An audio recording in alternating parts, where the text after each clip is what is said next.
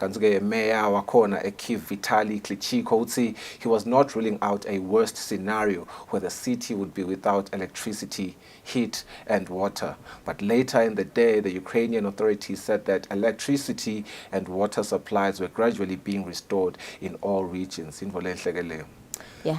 Kunjalo mbukeli kanti ke sida lamhlahlelweni sinema guest etfula amaningi kakhulu sida ucala nje sikhulumisane nalaba soka khona ehovisini lephina ndivuna kakhulu ukukhuluma kabanti njenge 16 days of activism siphenze sikhulumisane nalaba soka ka tourism takumele ukuthi this is tourism month lapho khona kudala service amaswati ukuthi sivakashele kakhulu tindzawo takuleli speaking to tour operators lomhla ekseni kanti-ke na LinkedIn Kule walapha ekhaya will join us virtually from Niger, where Prime Minister Cleopas Sipho Dlamini is representing His Majesty King Mswati III at the extraordinary summit of the African Union on industrialization and economic diversification in Africa. Kule will give us the latest in relation to the deliberations at the summit. And of course, we will have our sports journalist, Lampla Sorosboka Doranjatin about the FIFA World Cup games. I think there were about 3 or 4 Straboga Gabantige Laoma games. And I will go to Selke Fuswe and Tinzabatet for Tekala.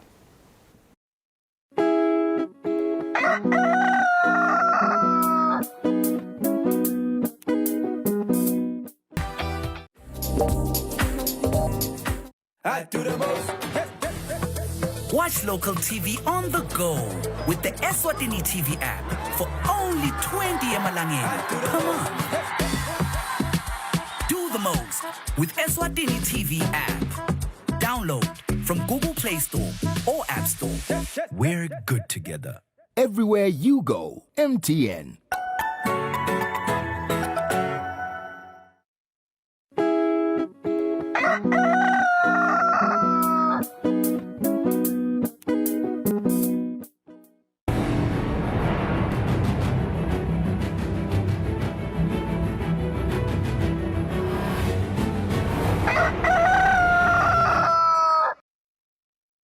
Asimze sinevusele sanimukela sidabuka tinzabatevu tekcala indvuna yetempilo lizinkosi itsilitiko letempilo litawucinisekisa ukuthi isive siyafundziseka ngemagciwane ngekwehlukana kwawo phindze sivikeleke kuwo. Indvuna bekhuluma ihotela The George kaManzini nayivala umhlangano we-antimicrobial week. Sewufika amaphethelweni nomhlangano wekubuka indlela letinsha tekulwa nemagciwane njengoba nawo ayashintsha kuhamba kwetikhathi lokwenta agwame kuleminye imithi lewatiwa ngekuthi antimicrobial week. Indvuna yetempilo lizinkosi ithi litiko layo liyatibophelela kucinisekisa kuba nesive semaswati lesiphilile nalesiphephile etifeni nasemagciwaneni. Looking at today, I can see that we are very far from doing that. We still have a long way to go. COVID taught us that that is the first step to prevention. This is not just in health facilities, but at home as well.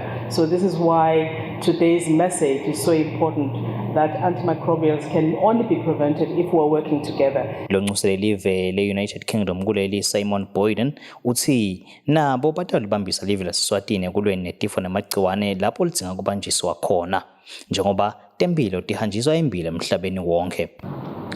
We need to find a way to take account of these interlinkages, making sure that there's strong collaboration between Ministries of Health, Agriculture and Environment and Natural Resources, and it's been wonderful to hear about that collaboration within the MLRCC and the work that is being highlighted today.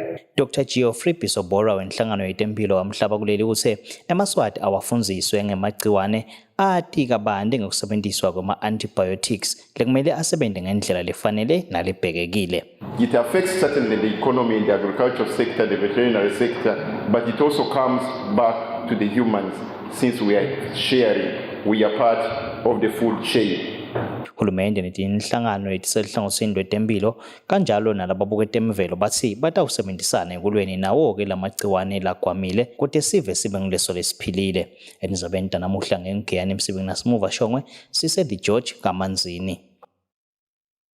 Indvuna yelitiko letemisebenti lemkhulu nekuthutha Chief Ndladlaza Ndwandwe ihlangene netinhlangothi lelitiko lakhe lisebenzisana nawo ngemsebenti wekugubha lusuku lwetekuphepha emgwacweni evekatini le-Afrika i-Africa Road Safety Day kanye nekuphakanyiswa kwemsebenti wekucinisekisa tekuphepha emgwacweni kulesikhathi se-festive season.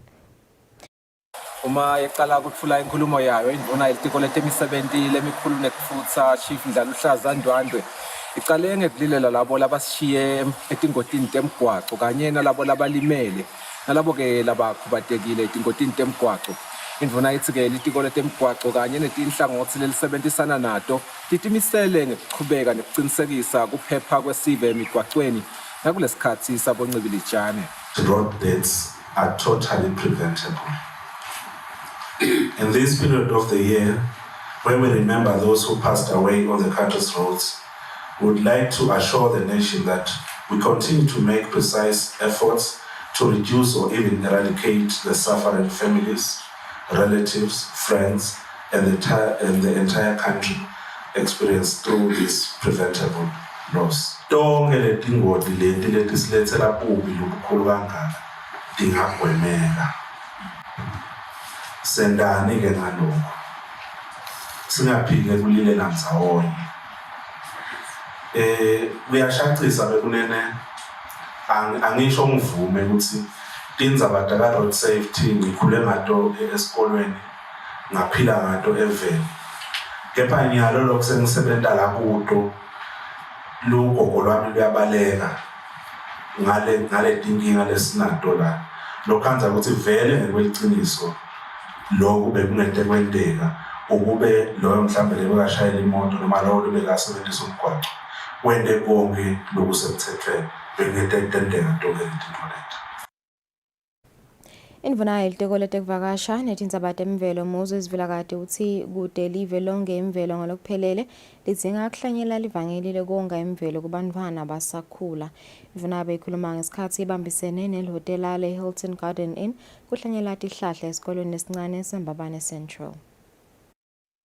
Litiko letekuvakasha nemvelo libambisene nelihhotela le-Hilton Garden Inn lelapha eveni kuhlanyela tihlahla esikolweni lesincane seMbabane Central. Indvuna lelitiko Moses Vilakati ithi livangeli lekuhlanyela tihlahla kude kongeke imvelo lapha eveni lidzinga kuhlanyelwa kubantfwana basesebancane. Nine ningumlibalo embili. Nani letihlahla nasentibona la. Nindawukwati ukuthi nasi isihlahla nani bese niyawutihlanyela lemakhaya. Sitohlanyela tihlahla ke leti tesintu temdzabo. Tihlahla lesetingasatholakali. Kanzi sifisa lokuthi nebakusasa batikhanze letihlahla. Umphathi welihhotela le-Hilton Garden Inn Christine Ndlovu uthi lena indlela yabo yekudlala yabo inzima entfutfukweni yahlukene elive. Hilton made a pledge worldwide, as I said, investing in the wide range of other initiatives to help our environmental in our communities. Umphathi walesikolo Azodwa Dlamini yena uthi bangulesikolo kusemgomeni wabo kubambisa live lonke imvelo. The school vision is to fight against degradation of land. We have been doing this by planting trees and grass to help revegetate and repair the bare eroded land. Ngaphansi kwehlelo lokuhlanyela tihlahla lelichutshwa ngilo lelitiko sekuhlanyelwa tihlahla letisigidzi nengcenye 1.1 million sukela ngeminyaka wa 2020. Etindzabeni Eswatini TV kubika samkeliswe khoza nginasikhumbuzo Dlamini eMbabane. Indvuna yelitiko letinkhundla David Ncampalala ithi umtsetfo losakhankanyo we-Decentralization Bill utawasita kutfutfukisa tinkhundla telive kude tilethe intfutfuko esiveni. Indvuna beyikhuluma ngesikhatsi yetfula lo mtsetfo ekomitini lelibuke kusebenta kwalelitiko endlini yetimphunga.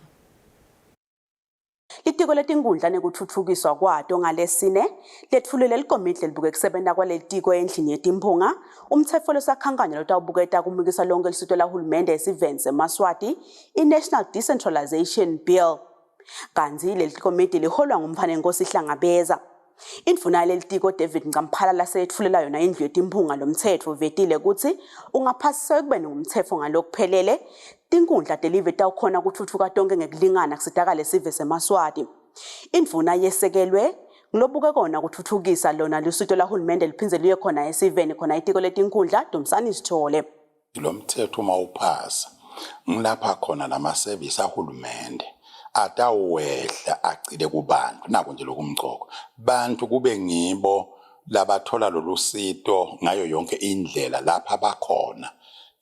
EmaSwati asathi umthetho ukhona ukuthi awungahambi 8 kilometers ungatholi lusito. Lo mthetho ke lo wetama ku-addressa lawo ma-problem lawo. Sinama ministries kwanyela ukungona vele njengoba ngisho ukuthi kuphakelwa wona kakhulu. Ema-regions nje kude ibudget lokuthiwa yahulumende wema-regions. Kanti uma sesithi seyikhona le-decentralization, i-region yonke itaba ne-budget yayo. Ibe nenhlelo tawo tekuthuka, ibe nendlela tawo tekusebenza. Lo mthetho we-National Decentralization Bill ungaphasiswa utawulandzela wona umthetho sisekele wesive ekubeni wesibili ngobumgcoka bemithetho yelive laseSwatini. Etindzabeni yeSwatini TV kubika Samkeliswe khoza ngasikhumbuzo Dlamini eParliament.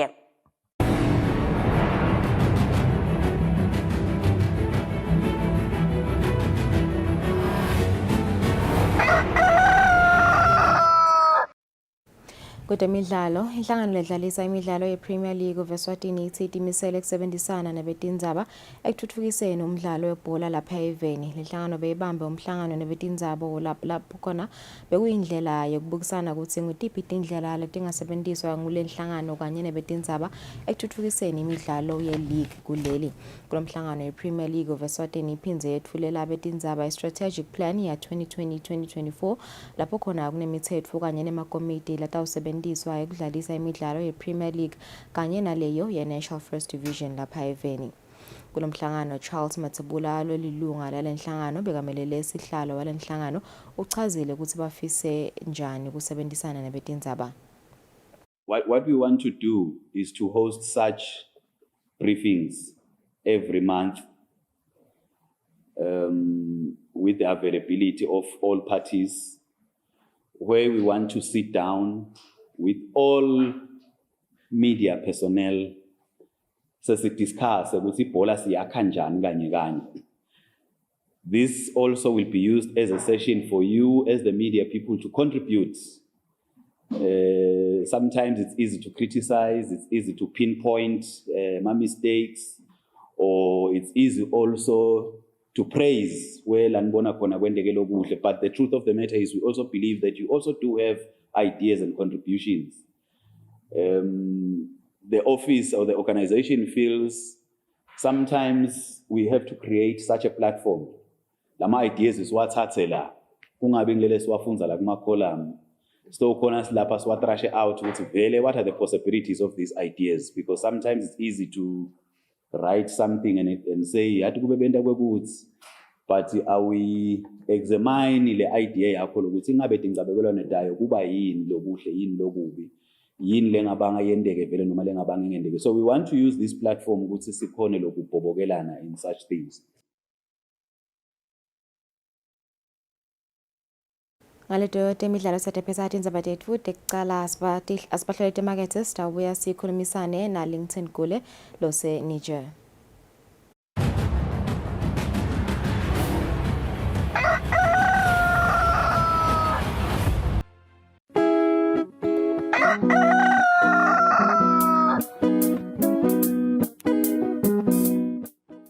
Hey yo, this is DJ Cybers. What's up guys, King J's here. My name is Kripo Intellectual. What's up everybody, my name is SK. Hey guys, this is your girl Z. This Weekend Eswatini has been such an amazing show. For all the years, they've always supported all the local talent and all the local shows. Catch This Weekend Eswatini every Fridays. It's one of the best entertainment shows Eswatini.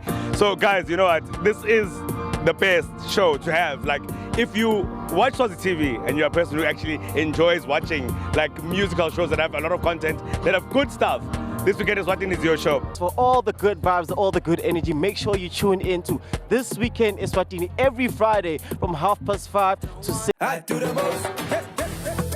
Watch local TV on the go with the Eswatini TV app for only 20 emalangeni. Come on. Do the most with Eswatini TV app. Download from Google Play Store. or App Store. We're good together. Everywhere you go, MTN.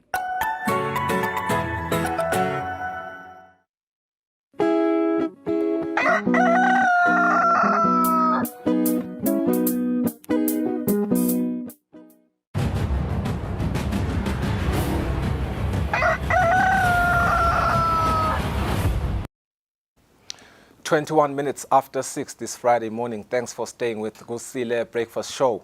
Now, African leaders have converged in the capital of Niger for the extraordinary summit of the African Union on industrialization and economic diversification in Africa. The summit aims to highlight Africa's renewed determination and commitment to industrialization as one of the central pillars in attaining the continent's economic growth and development goals as articulated in Agenda 2063 and Agenda 2030. Prime Minister Cleopas Dlamini is representing His Majesty King Mswati III at the summit. We are going to cross over virtually now to our journalist LinkedIn Gule, who is there for more. Gule, lots of attention with what's happening there in Niamey. Take us through the thematic focus of the summit and how Eswatini can leverage industrialization. Kusile nemukelo wemsakazo kusile breakfast show namhla ekseni indeed uyekayo nasibili mhlawumbe nankulu ufikile la edolobhalo live le Niger kutawume ngesilo semhlaba engonyama kulo mhlangano la umhlangano welishumi nesikhombisa. It is the 17th summit the African Union on Industrialization and Economic Diversification. Utaphinze kubukwe kulo mhlangano izaba yanazivumelwano sekusebenza emphakathini wase-Afrika i-Continental Free Trade Area Agreement ekuthenini singasebenza njani ngcono kude onke ase-Afrika kulesi leso lesibaholi bakhona la eveni leshakeni kwakhe nankulu nje itolo akafundisi masewehle endizamshini waseke uhlangano le mathiwa i-inaugural meeting yanalibandla kuthiwa i-Presidential Advisory Council. Libandla leli leluleka mengameli kuto tindzaba leti fayikhatsi tekutsengiselana kule Africa Continental Free Trade Agreement kanjalo ne-AE Group khona lana kulelivekati lase-Afrika. So silo semhlaba ke ngimalo inkosi Mswati wesithathu bekungesihlalo shemi kwaleli seke undunankulu yangena ke emhlanganweni nayitolo uyayithula inkulumo yesilo semhlaba ingonyaka inkosi Mswati wesithathu. Kule nkulumo beyigcile kakhulu sesifikile lase-Afrika. We must come with African solutions to the African challenges lesinawo kuleli vekati leli nekuthi Africa i-20 demographic yakhona iveta ke ithi ngonyama kuthi ngolesikhulu ukuthi emave aqinise inhlelo tekuthuthukisa labasha kuphesha kuthuthukiswe ama-SMEs kuthuthukiswe bomake yaveta nayo ukuthi science and technology park njena lofana nemavela ala Afrika kubheke ukuthi ahambe kule nto tinyaselelo yathinze Swahili kanjani emihlanganweni ne-African Union nje yonkana kubile uthekele letaba sale nanayo isikhathi nakulamave lesifuwo iSwahili ivende iveta lesithombe nesekuthi ke kule Africa agreement anemali kakhulu nyaka kuvuleke amathuba emisebenzi 100 million emva kwaleyo nkulumo leyo sekusayinwa lezivumelwano amabadla lamabili kunezabeni tekuthelana Continental Free Trade Area Agreement phinze kube lisebenza ke nakusetshenziswa ubuchwephesha the AE Group bese lama ivumelana ukuthi akasebenzisane ngoba lamanye but ngiloyo bamba nale abanikanye lemisebenzi angibekise nje ukuthi AE Group inakakhulu ukukisa abasha SMEs uthuthuke bomake bese ukuthi the African Continental Trade Area Secretariat seyona kuthengiselana emkhathini kwalamave angibekise nje ukuthi ukuthi thola i-loan eNingizimu Afrika uhambe uyobhadala emhla eGhana umkhicito ngaphambi kokuthi wena uhambe uyofika leGhana uyofika neSingane ukuthi akwenteke la. So-ke kulo mhlangano lo uba namuhla kanti lo ngumhlangano wetinduna tembuso laseSwatini nanato kunetincomo leti tafike tfulo kubo baholi ukuthi batibusisa khona kutsenini itholakala njani mhlambe imali yekufinansa African project ngoba inkinga lenkulu e-Africa timali incomane ukuthi we rely more on donors, we rely more on our projects, but now Africa is let us fund our projects. Emave wonke e-Africa kube nendlela ukuthi mayifaka njani to finance projects education, to finance projects aka-energy. Cishe nje ngiloko lengikuthinze namhla ekuseni. Bane. Bekunguye-ke LinkedIn kule insatheli yemsakato lohambe nemhlonishwa mvunankulu kuya eNiger kuyosithathela nje imibiko ukuthi ema-deliberations kusachubekwa kusafunwa ema-solutions. Uyasibikela-ke ukuthi kuthinva nendzaba lenkulu ye-African Free Continental Trade Area ekuthenini kuthengiselana kube bede tincabekelwano uma live leSwatini lithengiselana nalamanye emave continent yase-Afrika. Sitawubahlola etimakethe masibuya sitawuhlala phansi nebelihhovisi leliphini landvunankulu kukhulumisa indzaba ye-16 days of activism lecala kulolu suku lwalamuhla kude kube mhla tilishumi enyangeni ya December.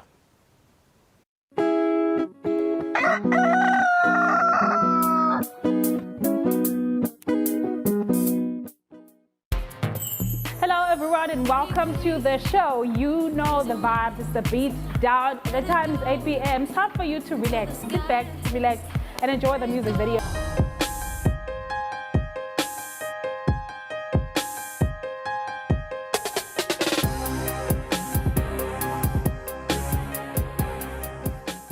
Lifestyle is about attitude, values, interests, and behaviors.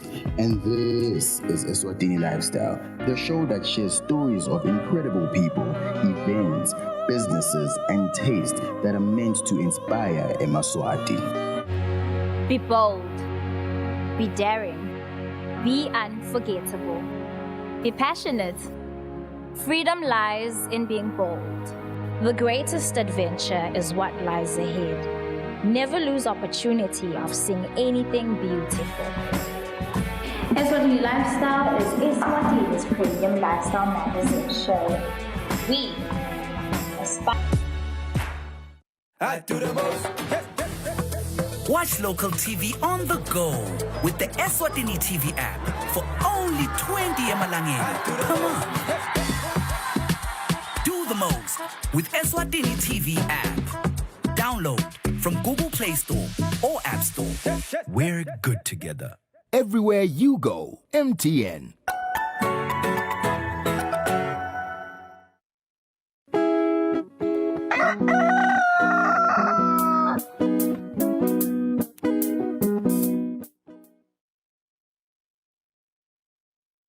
Sinimukele kanti ke sibheke ukuthi sikhulumisane nalabasuka ehhovisini leliphina ndvunankulu kanye nalabasuka ka-UNFPA sikhuluma kabanti ngemkhankaso lo tawusukunyiswa ngalo kusemthethweni lamuhla lokuyi-16 days of activism against gender based violence. Ngangeni kibo labo asasibuke nje nati lethamba imbili kulamanye emave sitawuqala khona eveni lase-Ukraine lapho kubikwa khona ukuthi inhlokodolobha yase-Ukraine iKyiv takhamuti takhona betsolo tite gesi ngalesine kulandzela ukuthi live le Russia lifayarishe ema-missiles ngalesithathu. Takhamuti ke tase-Kyiv betsolo tite mandi kanye nagesi kuze kube ngilesine. Just outside Kyiv, rescue workers toiled through the night, helping residents find a sheltered place to sleep in the sub-zero temperatures. Russian strikes took out the electricity grid and the running water here. Even by flashlight and rescue lamps, the devastation is omnipresent. Burnt out cars, blown off roofs, buildings turned to bits of rubble. There are so many victims, so many houses ruined. People have nowhere to live, nowhere to sleep. It's cold. Ukraine says Russia fired over 70 cruise missiles Wednesday, targeting its already beleaguered power grid. Many were intercepted, but they caused widespread outages in the east-south, as well as in cities. All of Kyiv lost water, power and public transport went out in Kharkiv, and half of Lviv was without electricity. With the afternoon strikes plunging civilians into darkness, utility workers reconnected the damaged grid where they could. Volodymyr Zelensky called for an emergency UN Security Council meeting on the latest onslaught. Energy terror is comparable to the use of weapons of mass destruction. When we have temperatures below zero and scores of millions of people without energy supplies, without heating, without water, this is an obvious crime against humanity. The U.S.'s representative condemned the attack, saying Russia is weaponizing winter and trying to freeze Ukraine into submission. The strikes also caused outages in neighboring Moldova for the second time this month, as its Soviet-era power grid is connected to Ukraine's. More than half the country was left without electricity, disrupting traffic and tram lines. Lesixubana indzaba yase-Ukraine ekubabede kwagesi kanti behlangothile kwa-energy khona eKyiv so labayehluleka ukubuyisa gesi kulandzeleka ukuthi kulimale infrastructure leningi. Dozens of Russian missiles have been launched against Ukraine, causing widespread power shortages and leaving at least several people dead. According to the latest reports, multiple regions, including the capital Kiev, have experienced successive strikes. A situation which has further hobbled Ukraine's battered electricity system and added to the misery of civilians as winter begins. We don't have electricity anymore. We don't have water. People from humanitarian help are bringing us drinking water. My eldest son is also bringing me drinking water. It's very difficult to live in such conditions, especially when having small children. Russia has been deliberately targeting Ukraine's energy system for weeks, with almost half of it destroyed. Following the latest strikes, Ukrainian President Volodymyr Zelensky requested an urgent meeting of the UN Security Council. I would like to re-emphasize it's about time you support the Ukrainian peace formula. In the world, we should not leave any opportunity for terror. That's why we are approaching our partners for support to protect our skies. We need more effective systems of air defence and anti-air missile defence. Meanwhile, neighbouring country Moldova has also been impacted, reporting widespread blackouts, although the country has not been directly hit. Kanti-ke emhlabuhlangene sowucela ilive le-Iran kokuthi selimise kancane kulimata noma kuba nelidlame kulabo labateleka kweveni lase-Iran. For the past 2 months, videos like this one of Iranian security forces gunning down protesters have sent shockwaves across the globe. Fearful of what it calls a deteriorating human rights situation, Germany and Iceland requested Thursday's special council meeting. Their aim, debating whether or not to launch a high-level international investigation into Iran's treatment of its people. Since the protest movement began in September with the death of Mahsa Amini over her headscarf, security forces have killed, according to human rights activists, over 400 people, including some 60 children. They've arrested 17,000 protesters and jailed at least 3,000. On Tuesday, the council spokesperson said the rising number of deaths and attempts to cover them up are a sign of the critical situation. Of particular concern is the authorities' apparent refusal to release the bodies of those killed to their families, or making the release of their bodies conditional on the families not speaking to the media, or agreeing to give a false narrative on the cause of death. For its part, Iran's foreign minister said Europe and the US have no lessons to give. With a long history of colonialism and violation of human rights of other nations, the US and Europe are not in a position to pretend to be an advocate of human rights.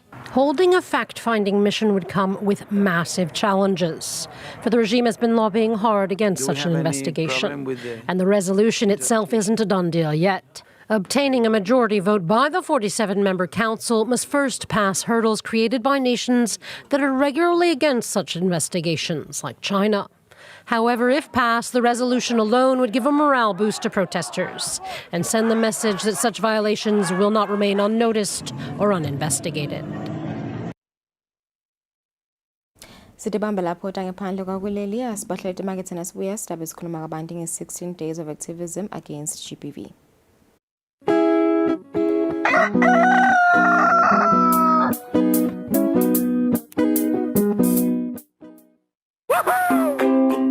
Pay your TV license quickly and easily with MTN Momo. Simply dial *007 *3# and select option 8 for TV license.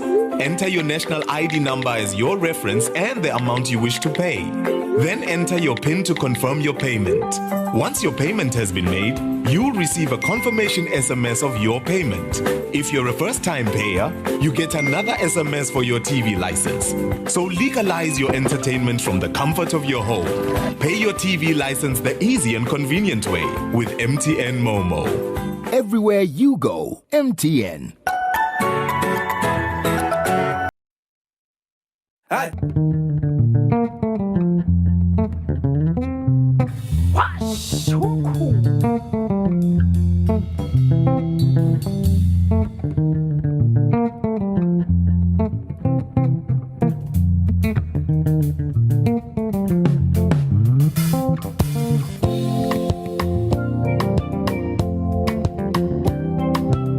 Are they yours? Ngabukela ke washa umkhukhu every Sunday at 3 p.m.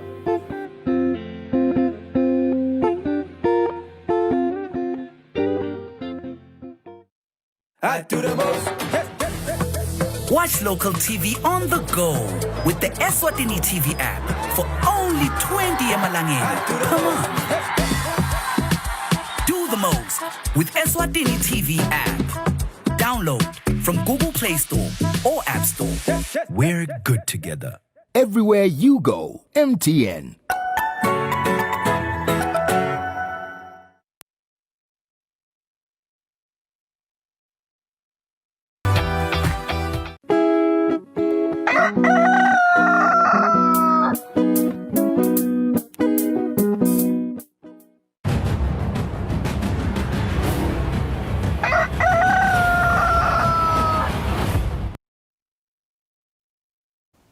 It is 41 minutes after 6 this Friday morning. Thank you for staying with Kusile Breakfast Show.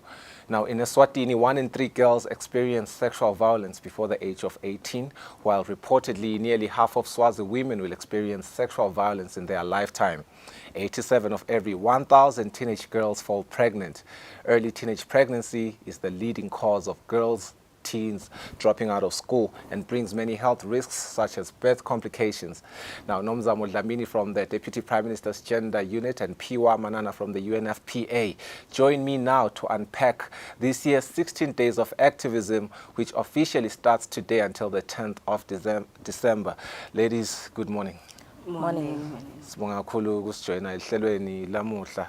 Ngiyabona nje ukuthi masikhuluma nganathi nombolo let alarming lengithanza kudisho, it gives a huge responsibility emisebentini leni yendako mahhovisini enu. Kubuta nje ukuthi how much work still needs to be done manje ne reflector kuma interventions leni wendile lo nyaka. Nasibuka nathi nombolo nathi asicale ngawe Dlamini. Ngibonge kakhulu ngivusele babukeli emakhaya. Lengingakusho ukuthi umsebenzi usesemnene. Usesemnengi ngoba umsebenzi siubona nangethi nombolo ledibi kwako kulabo labasibenzela nalabo labahlukubedekile. Lokunye ke siphinzesa kubona uma si-evaluate strategy sethu on ending violence. Lebe sicale eminyakeni wa 2017 kuya kumnyaka wa 2022. Le strategy ke eku-evaluating kwako sibonile ukuthi kusesenema activities la kangakhoni ku-implementeka to full as anticipated. So lokho kusho kona ukuthi umsebenzi wekulwa nekunciphisa kuhlukubetana eveni usesemnengi kakhulu. Yes. Ngabe Manana ungathini wena? Ngankosi lengingakusho ukuthi nasesibuka leti nombolo letikhulako talokuhlukubetana nalo luhlobo losolungenele lekuhlukubetana la kangwane umsebenzi usemningi nasibuka ukuthi ngeminyaka lophelile 2021 yetfana ema cases la report abeka around 15,000 this year alone sifike ku June sese ku 9,756 inombolo lesetulu kakhulu leyo lokusho ukuthi by the time sicetha lo mnyaka tithine tinombolo nase ses estimate nangabe half usisisa lapha kubo 9,756 kusitshela lokho ukuthi nakuphela lo mnyaka ngente kade inombolo bese tiphinzakile noma tingetulu lokusho ukuthi ke lona akusiyo umsebenzi wamuntu munye noma litiko linye noma iagency yinye noma iNGO noma civil society organization yinye ngumsebenzi welive lonke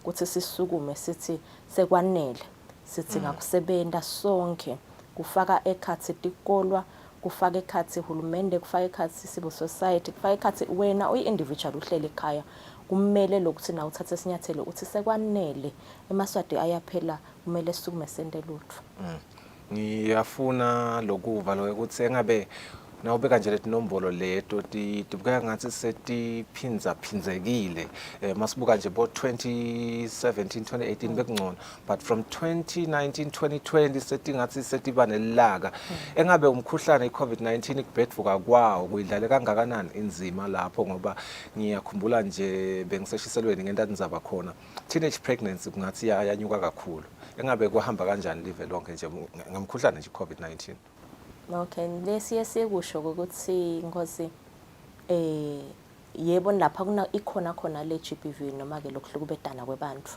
Lapho nase kuvele ema crisis noma ipandemic noma ema emergencies. Bese seliyabhebeteleka. Ngoba sathini phela sathi ngeCovid-19 bantu abahlale emakhaya. Nalo bekavuka escape emsebentini ahlala imbijane nalala vana naye labahlukubedana naye.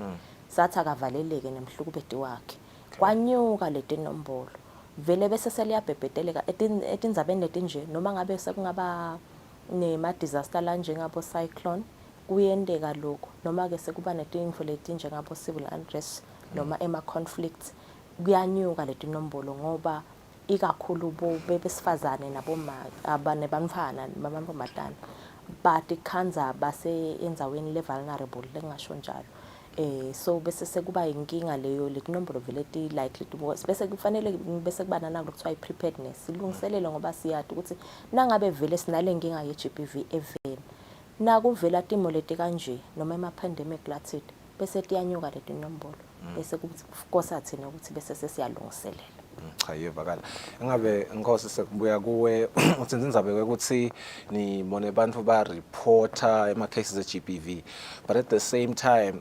sinibonile especially the deputy prime minister himself Mhlonishwa Themba Nhlaniso Masuku aveta ukuthi indzaba yetibitendlu kufuna iphele a lot of cases go unreported engabe kuhamba kanjani have you seen improvement in terms of ukuthi bantu sebayeda vele batawu reporter noma there's still a lot of work that needs to be done there ngiyabonga Nkosi kuloko lokuvetako ngingasho nje ukuthi lokunye lokusinika lesithombe saletinombolo lesinato kungukuthi sive senkosi sesiyavela sibonile ukuthi nakushaya lo mthetho wa 2018 ticalile kancane but ngalo umkhankaso lechubeka ukuthi sive siassurishe ukuthi umthetho ukhonela ukuthi bavikeleke sisibonile ke lapho sive naleti imfundiso nje ukuthi uma ngabe uhlukubedekile ungakhona kupota kuphi nakuphi ngakho ke sive vele lesithinzekile siyaphuma si report ama cases lamanengi njena avele ngetikolo bamfana ngekhathi bebasetikolweni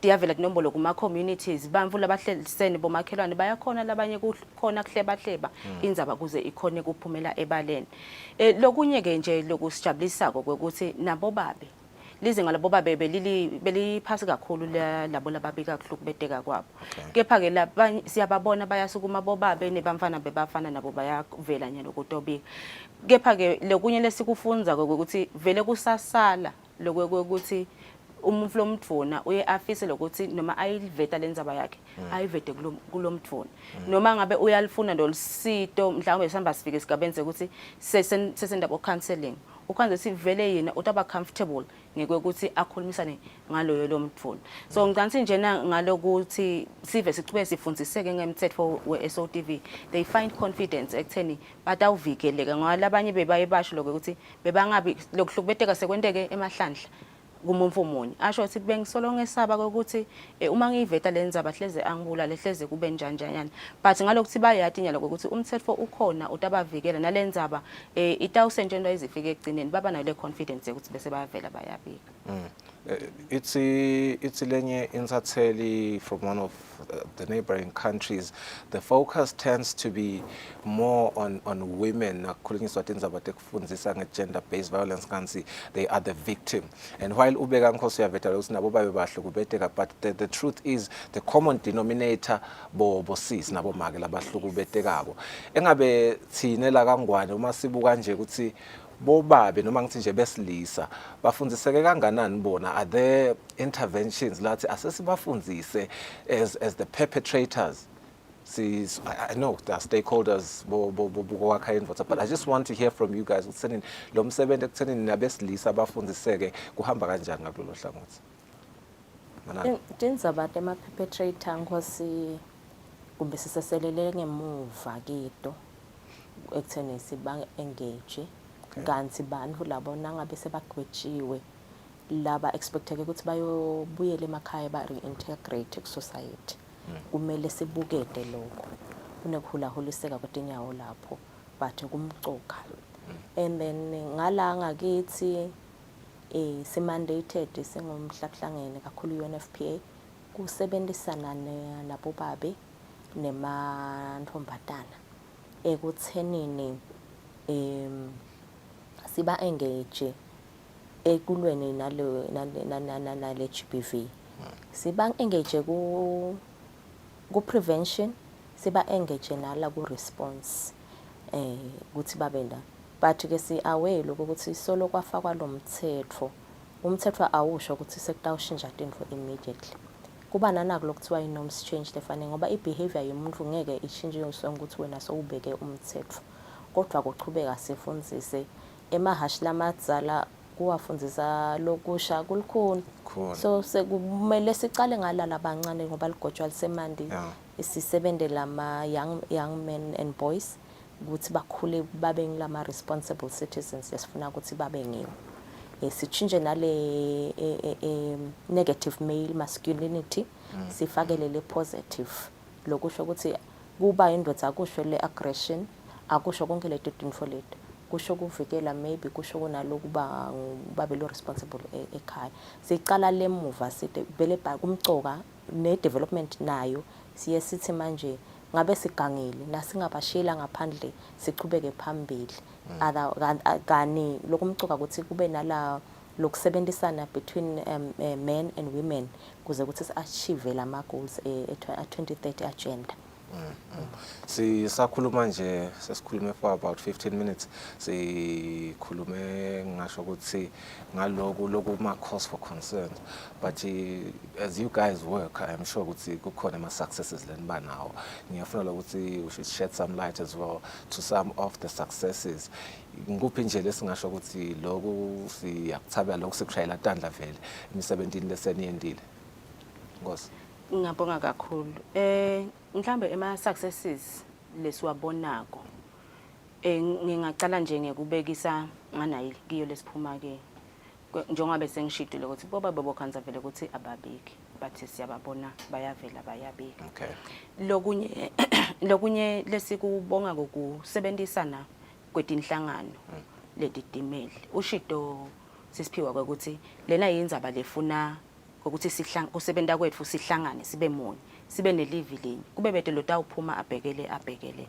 lokuhlekele sikubona ukuthi uhulumende netinhlangano letitimele tingaphandle kwahulumende nangekusitwa ngumhlahlangene tinhlangano letiphasa mhlahlangene sinako lokusebenza ndzawonye we have a framework lesibita nge gender coordination mechanism gender-based violence coordination mechanism le proposer emakomiti lapho khona kuhlalwa khona kukhulunyiswe letindzaba ekutikhulumiseni kwethu kunetikhala lesitibonile ukuthi besisele noma betivelile ngicela nje kubekisa ngekufaka ekhathi kunakekela a certain group of people.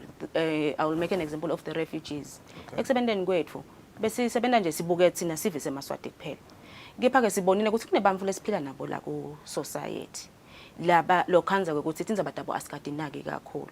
So ngokonke lokho lenhlanganisela lolubumbano lolukhona between uhulumende nezinhlangano edidimele nabo mhlabhlangene nabo EU siyakhona ukuthi kube bede losalela ngephandle. Lokunye ke lwadi bamfu sebanako kwathi nje usive nawo si engage naso sikhulumisana nabo uyakhanza ukuthi le information seyikhonyana but ke siphinze ukhanza ukuthi kusasiphalata la ku attitude sisasiphalata kakhulu la ku attitude sibonga kakhulu Nkosi nawe Manana bengifuna manje ukuthi nivetele ukuthi kulo 16 days of activism uma activities la tawuba khona maybe just briefly Manana in 10 seconds masinyana Uyalonyaka lethi unite activism to end violence against women and children and girls. Sibuketele ukuthi kuqalwe le launch umlomzala silonjele lelanga and then siyele kuma communities siyowa engage kube na awareness creation ne road show kuze sitawuqala namhlanje mbabane sehlele endasi ema partners ke achubeka nakulamanye ama region asebenzisana nalendzaba leyo size siyawukhanzwa yi-Human Rights Day nayo lesibukete siyawu engage bantu labadzala sikhulumise lama issues leswatfolile la nasihamba la emimangweni. Okay, sibonga kakhulu Nkosi, sibonga kakhulu nawe Manana. Bekunguye ke Phiwa Manana from the UNFPA as well as Nomzamo Dlamini from the Deputy Prime Minister's Office Gender Unity basivetela nje ukuthi njengoba lamhla kuqala yona i16 days of activism sebahambe kangakanani basasebenza dona tindzaba gender based violence sitawubahlola imakethe uma sibuya sitawubuka simo semgwaco.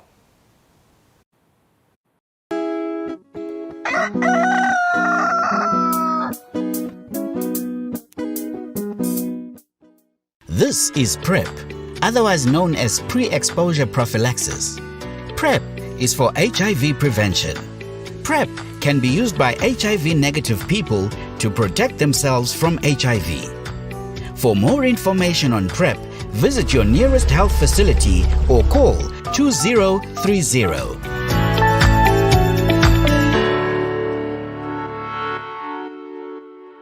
I am a man in charge of my health. I use a condom every time. I have tested and I know my HIV status. HIV prevention starts with me.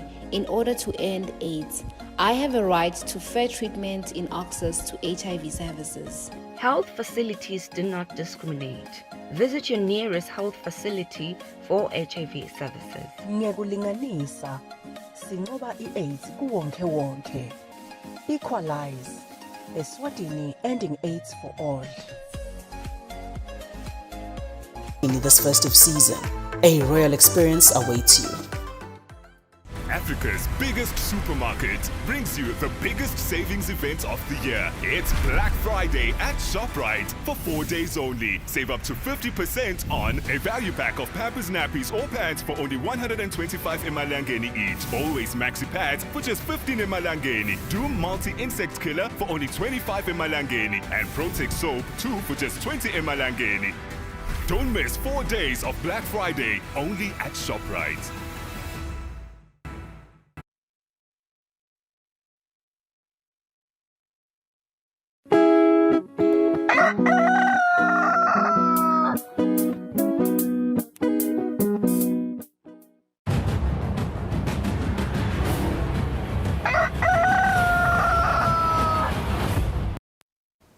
Sibonge kuhlala nathi elihlelweni lesikhathi sanyalo ke njengenjwayelo sitawuchumana naye Sergeant Bekmuzi kulelo tawusipha nje simo semgwaco sikuvusele lamhla ekseni Malambule.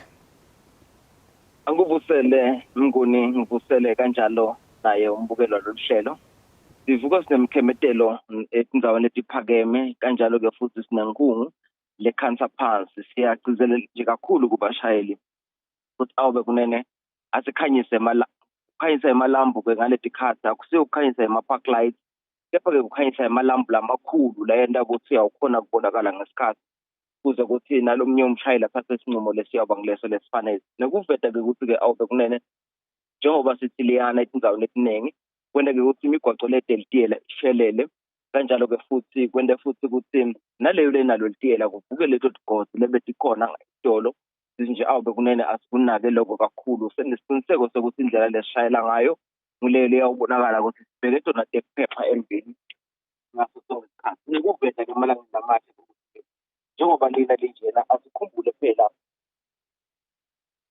unaka nalabo labahamba ngezinyawo ukuthi nabo singabatheli ngalangha imali lemagosini lesi siteni ukuthi awasicaphela neni sinaka neni kakhulu imigwaco-ke leminingi soloke ibhaliwe njengoba silawulile emalangeni edlulile asichubeke-ke nakhona silandzele leto timpawu letibekiwe khona-ke emigwacweni kungaba ngiloko nje ekuseni sithi awube kunene kungilesihlanu asibe nelilanga lelisha naleliphephile sikhumbule kuhlonipha simo selitulo lesikhona ngaphandle ngekuthi sishayele ngelitubane lelikahle sinesiqiniseko sokuthi-ke nemazinga ekulandzela lenye imotolo umgamu wokulandzela lenye imotolo uyawugcina kuba ngiloyo lokuphephile ngaso sonke isikhathi kungaba ngiloko nje sibisela sona simaswati ilanga lelihle nempela sonke liyaba ngilehle nalephephile siyabonga kakhulu Nisela Nduna sibongile. Bekunguye-ke Sergeant Music Gule lo sipha nje sithombe semgwaco lamhla namhla ekuseni sisikhathi sanyalo-ke sitawubahlola imakethe uma sibuya sithatha indzaba tethu tesibili.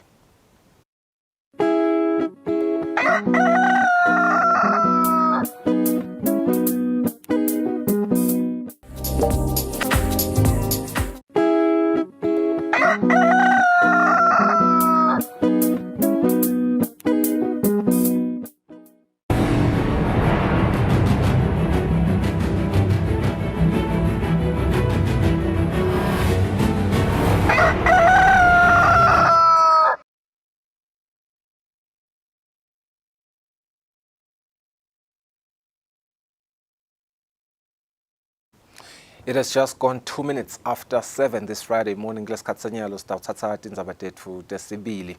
Indvuna yetempilo lizinkosi ithi litiko letempilo litawucinisekisa ukuthi sive siyafundziseka ngemagciwane ngekuyehlukahlukana kwawo phindze sivikeleke kuwo.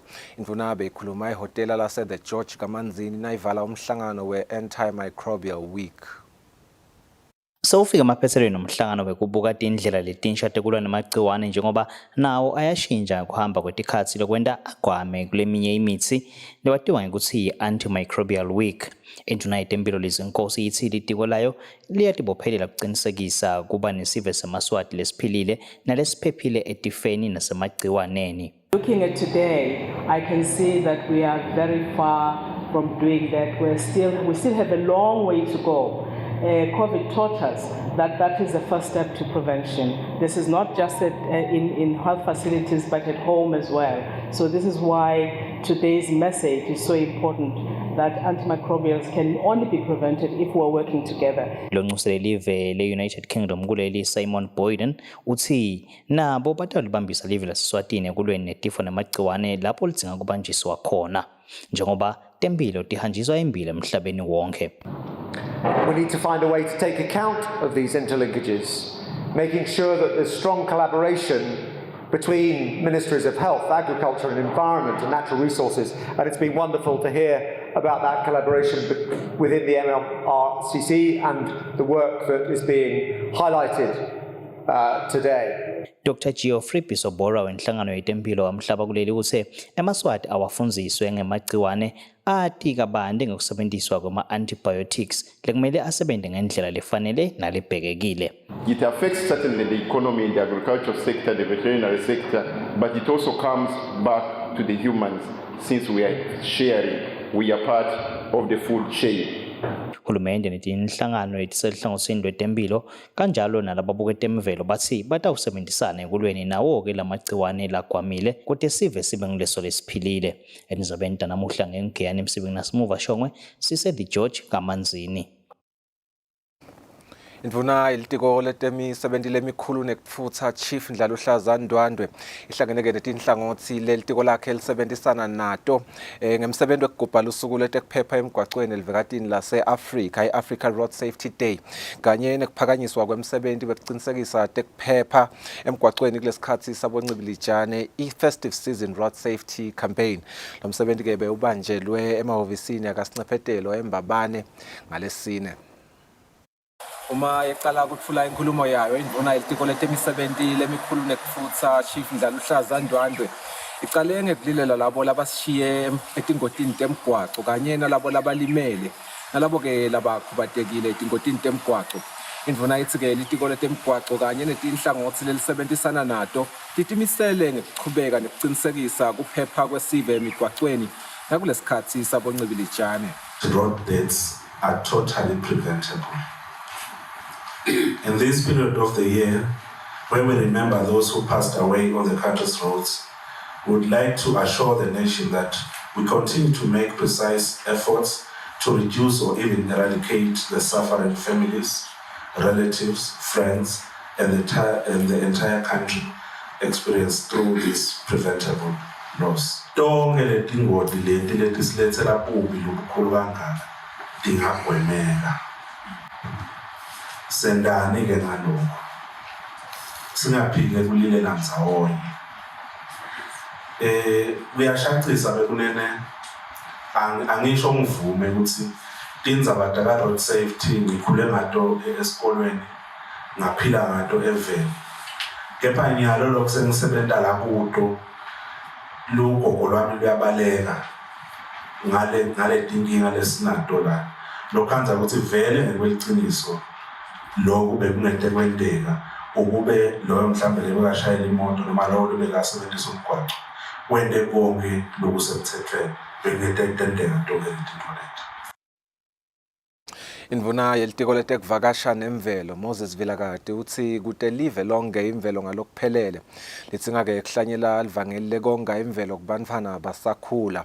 Indvuna beyikhuluma ngesikhathi ibambisene nelihhotela le-Hilton Garden Inn kuhlanyela tihlahla esikolweni lesincane seMbabane Central ngalesine. Litiko letekuvakasha nemvelo libambisene nelihhotela le-Hilton Garden Inn lelapha eveni kuhlanyela tihlahla esikolweni lesincane seMbabane Central. Indvuna lelitiko Moses Vilakati ithi livangeli lekuhlanyela tihlahla kude kongeke imvelo lapha eveni litsinga kuhlanyelwa kubantfwana basesebancane. Nine ningumliba loya embili. Nani letihlahla nasentibona la.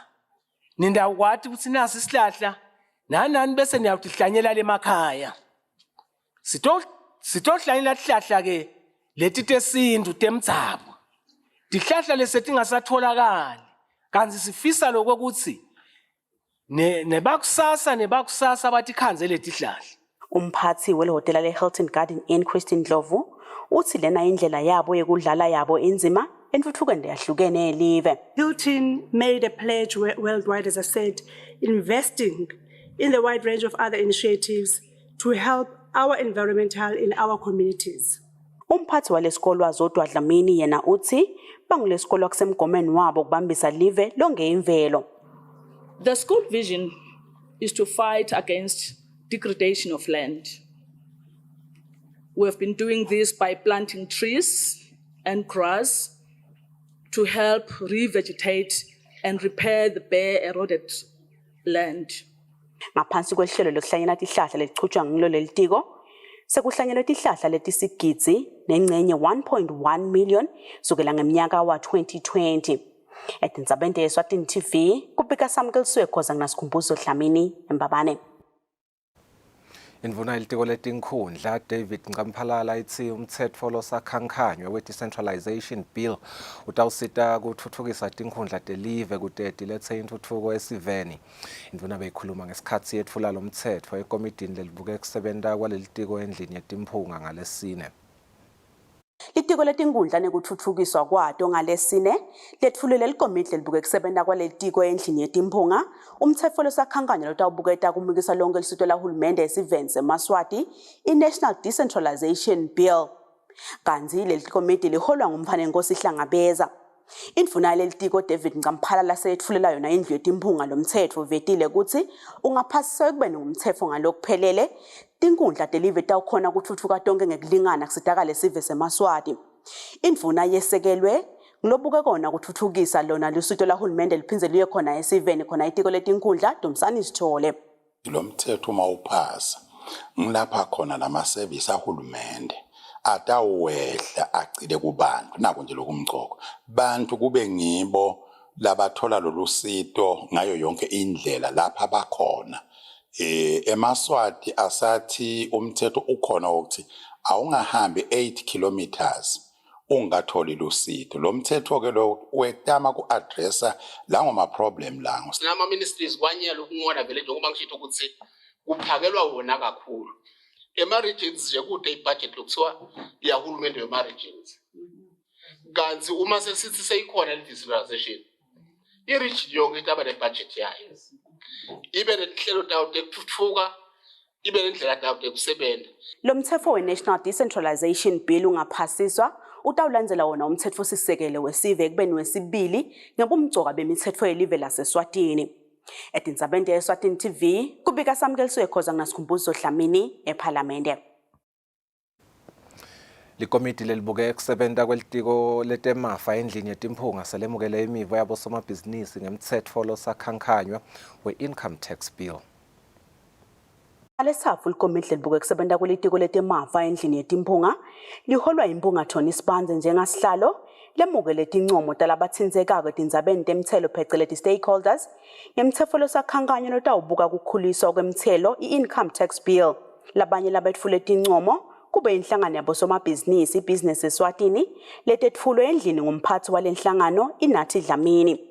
La ngaphandle inqombe amabhizinisi they are swimming in red ink in debt. That are swimming in red ink inqombe yabo trying to stay afloat. Vele ba recorda ema-losses bakhona ngendlela abancane ba recorda ama-profit. Le ngiyacabanga ukuthi lokweshisa ngalo 2% yini amantona ngapha mayisa kubonga lokho ngoba sendi profit. Timpunga endlini temukele tincomo tafaka imibuto kuchiza wona lo mthetfo. Abengalisida enditiweni umlangeni. Njengoba awubuke kahle nje lo mthetho. Njengoba sifisile nalabo somabhizinisi bethu labangabo. Lokho ukuthi abaqhubeke phela. Ibhizinisi ingashishi indzawo. Ibhizinisi ayithi ilapho la ikhona khona. Ibe ihlala lamanye amabhizinisi. Ingabinzi imendzawo.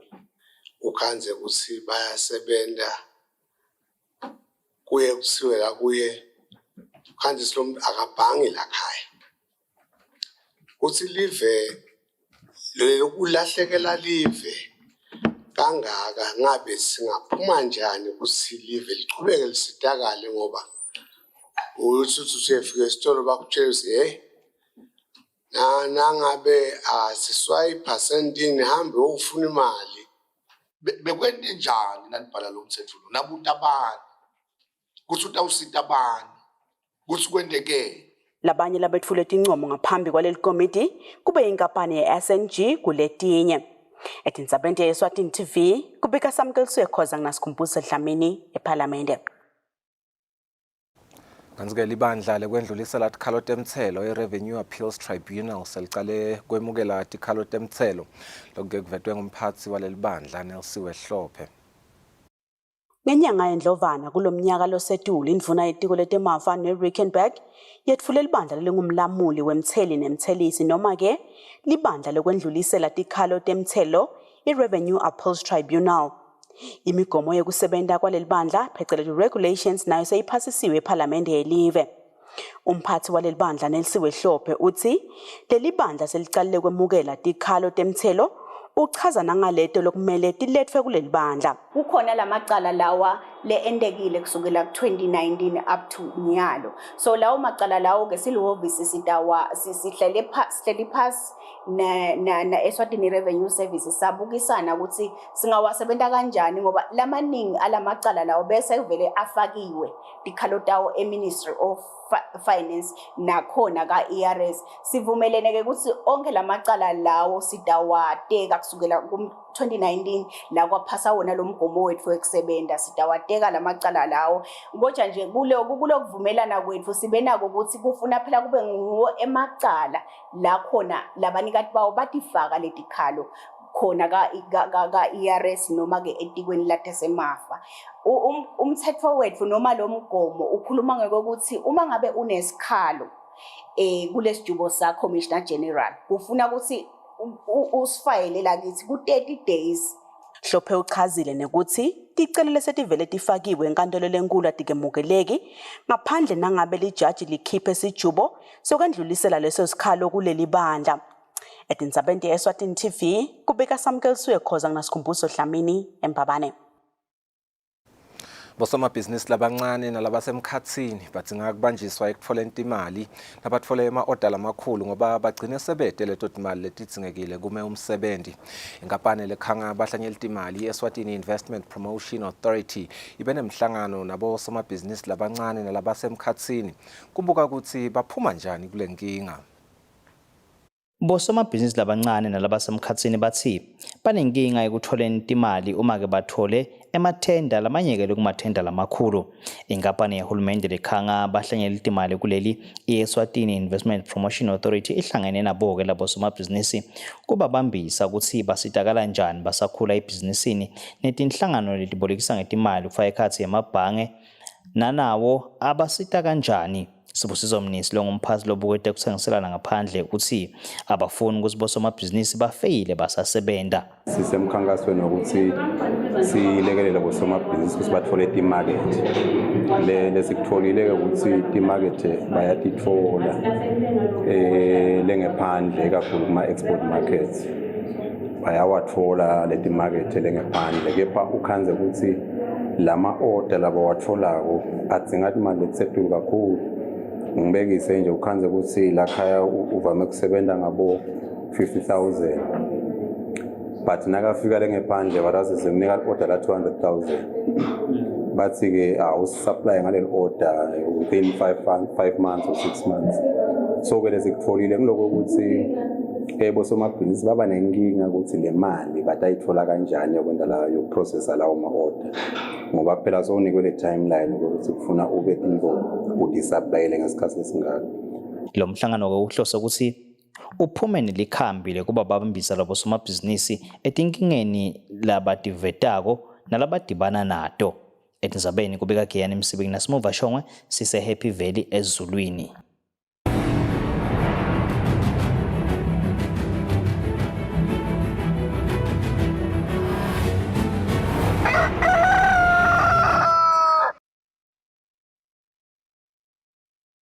Premier League of Eswatini ithi itimisele kusebenzisana nebetindzaba ekutfutfukiseni umdlalo webhola lapha eVeni. Lenhlangano beyibambe umhlangano nebetindzaba lapho khona bekuyindlela yokubukisana ukuthi ngutiphi indlela letingasebenziswa kule nhlangano kanye nebetindzaba ekutfutfukiseni imidlalo ye-league kuleli. Kulomhlangano iPremier League of Eswatini iphindze yetfulela betindzaba i-strategic plan ya 2020 to 2024 lapho khona kunemitsetfo kanye nemakomiti latawusebenziswa ekudlalisa imidlalo ye-Premier League kanye naleyo ye-National First Division lapha eVeni. Kulomhlangano Charles Mathebula lolunga lalenhlangano bekamelele isihlalo walenhlangano uchazile ukuthi bafise njani kusebenzisana nebetindzaba.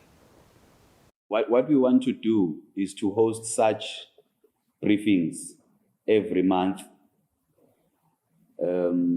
with the availability of all parties, where we want to sit down with all media personnel so to discuss ukuthi ibhola siyakha njani kanye kanye. This also will be used as a session for you as the media people to contribute.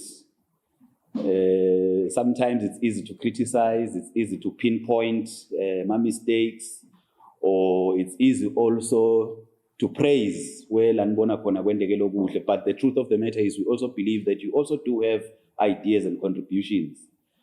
The office or the organization feels sometimes we have to create such a platform. Lama ideas is what's hatela. Kungabi ngilele siwafunza la kuma column.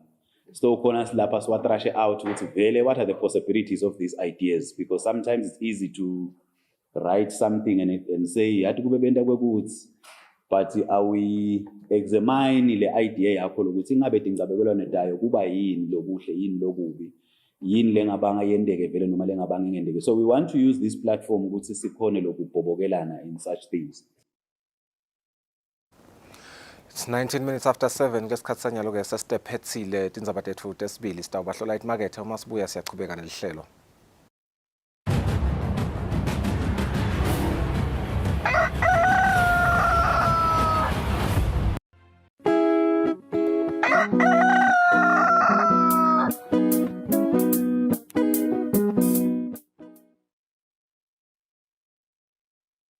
Better health, better life.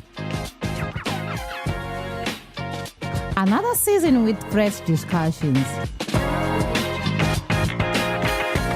Ngetindzaba letibalulekile tetemphilo la ekhaya Eswatini lokumekeleka ehlelweni nokuphila masangana. To learn from our health professionals. Psychosocial support group for mothers who are going through the journey of motherhood for all mothers. Nanzi phila ube intombi yakeni bebasiphisa nje esontweni ube lijaha lakeni abujaha and knowing that I'm a young man. Angeke ufithe la groupini ungabhemi. So vele directly tawufuna nami ngibhemi kanti bengingakufuni lokubhema. Coming to you every Wednesday from 6:30 p.m. here on Eswatini TV. Better health, better life. Your gateway to a healthy living.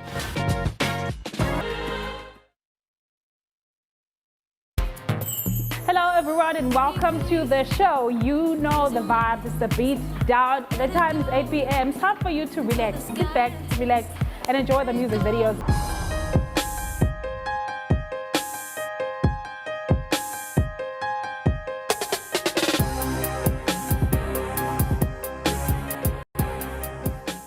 Lifestyle is about attitude, values, interests, and behaviors. And this is Eswatini Lifestyle, the show that shares stories of incredible people, events, businesses, and tastes that are meant to inspire Emaswati. Be bold, be daring, be unforgettable, be passionate. Freedom lies in being bold.